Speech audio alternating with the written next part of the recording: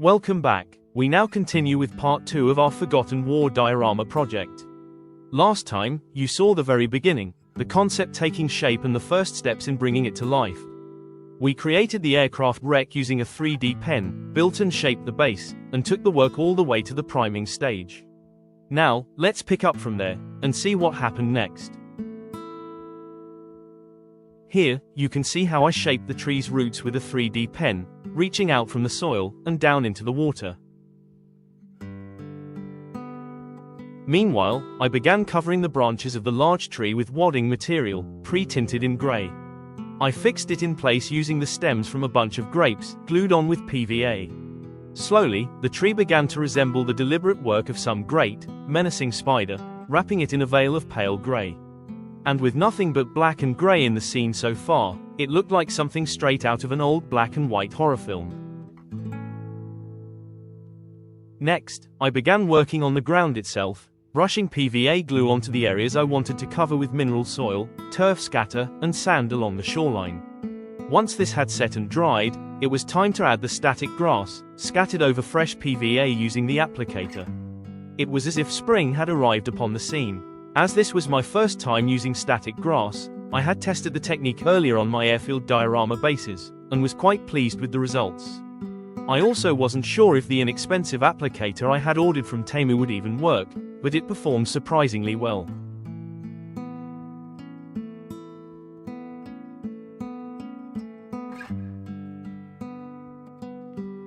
The human figures came from some old Wild West model set, though I can no longer recall the manufacturer. I added a few retired soldiers from Britain's Second World War days as well. Once painted in brighter, more civilian colors, their military past was barely recognizable.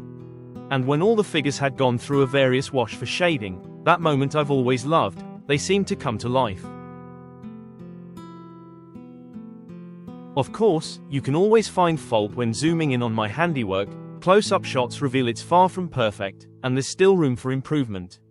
If, in real life, you were to meet someone with a face like this on a dark evening, you'd probably hand over your wallet quite willingly. Still, for a bit of casual, at-home pig painting, I'm rather pleased with it. And who knows, perhaps there's hope for me yet, as a future master of pig painter.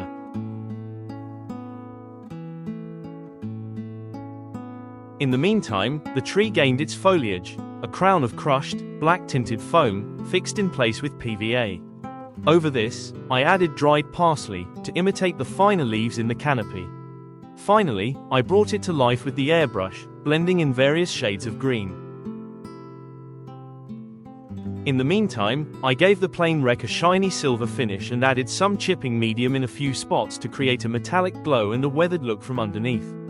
Then I sprinkled in some green here and there, and I dry brushed the algae green first, followed by the rusty brown.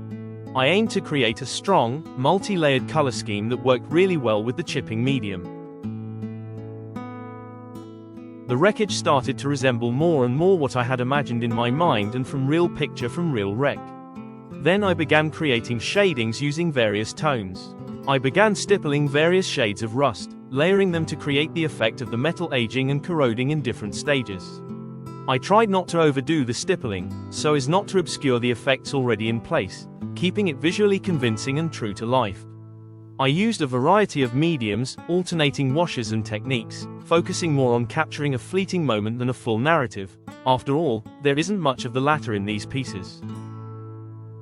I had the idea to make the tree stump from air-dry clay, but it turned out to be a poor choice. I needed the option to remove the tree from the diorama if desired, and the material proved far too fragile.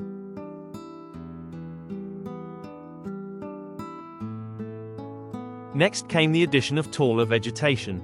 First, the reeds, meant, in the concept, to rise out of the epoxy water, were fixed in place using PVA glue, the main adhesive throughout this project. Then came the special grass tufts, purchased from a hobby store specifically for this purpose. Available in various flower colors and seasonal shades, these tufts add richness and natural realism to the landscape. Of course, with a diorama this size, the cost of all those tufts soon added up, and even on Temu, they're not exactly cheap. But the results made the investment entirely worthwhile.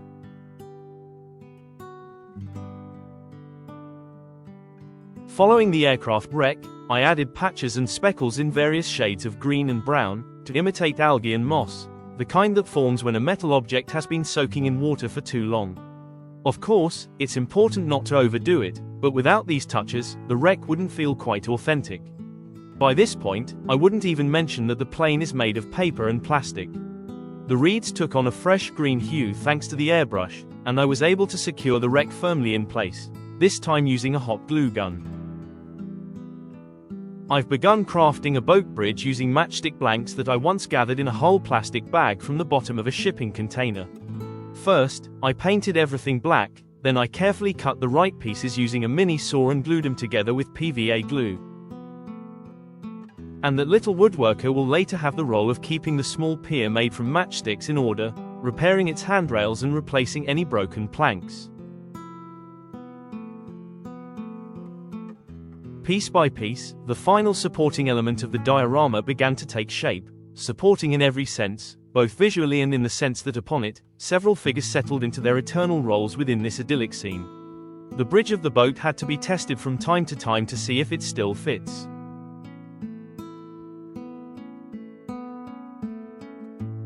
Next came an important stage, pouring the epoxy. I had a batch that had been sitting for 10 years, and I wasn't sure if it would still work. So I tested it on my small 1/144 scale submarine model first.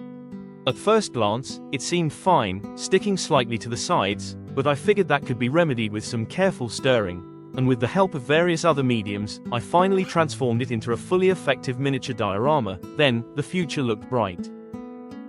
Still, it felt to me that the sandy shoreline wasn't quite striking enough and could use more variation, like a washed-up bank might have.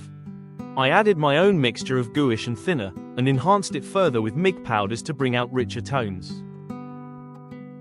The pier's beautiful wood grain finally emerged through dry brushing, and once I painted the legs that reach into the water with a touch of algae green, it was ready at last for its final placement in the diorama.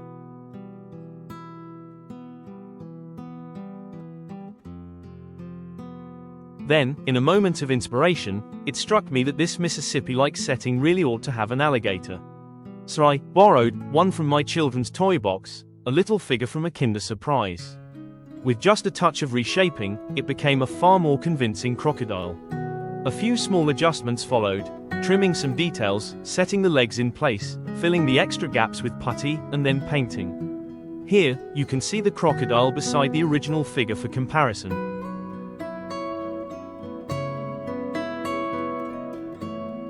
Of course, a fisherman needs something to catch, so I crafted a couple of trout-like fish from leftover plastic sprues. I heated and shaped the plastic, added small pieces of foil for the fins and tail, and then gave them a coat of paint. From a soldier figure set, I found a snarling German shepherd, a perfect companion for the fisherman on the pier, man's best friend, keeping watch over the lurking danger in the water. A danger whose true intent remains uncertain, whether to snatch a fish, or perhaps even the fisherman himself.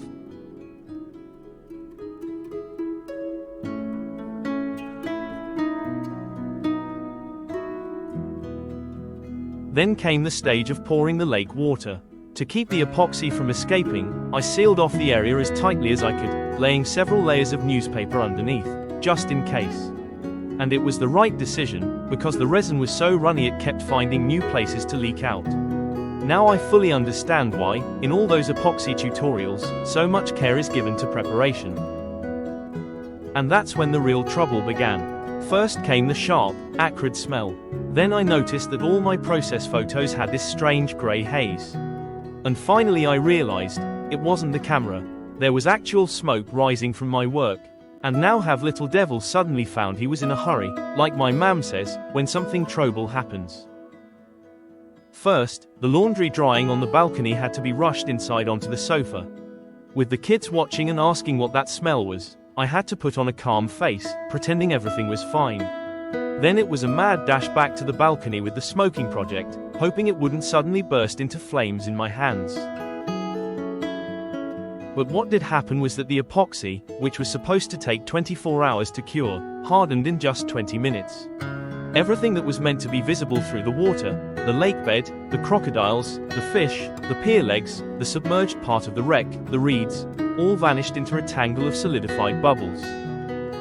I tried leveling the foamy surface of the cured epoxy with a Dremel, hoping at least to restore visibility over the crocodile, all the while pondering what had gone wrong. Most likely, the hardener in my 10-year-old epoxy had become too potent, and the mixing ratio recommended in the tutorial no longer matched its actual strength. I tried to hide the cut spots with dried parsley, but somehow it only made things look worse. The reeds had all been destroyed in the foamy epoxy, so I replaced them with grass tufts, which saved at least part of the appearance. After that, I used up all my remaining water effects. The technique had given me beautiful surfaces during the submarine test, and now it was all needed here.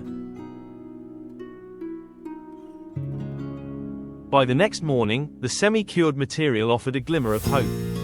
But for now, we'll pause here. The final rescue operation will be revealed in the last video of the series. Until then, all the best, and enjoy the model making vibe.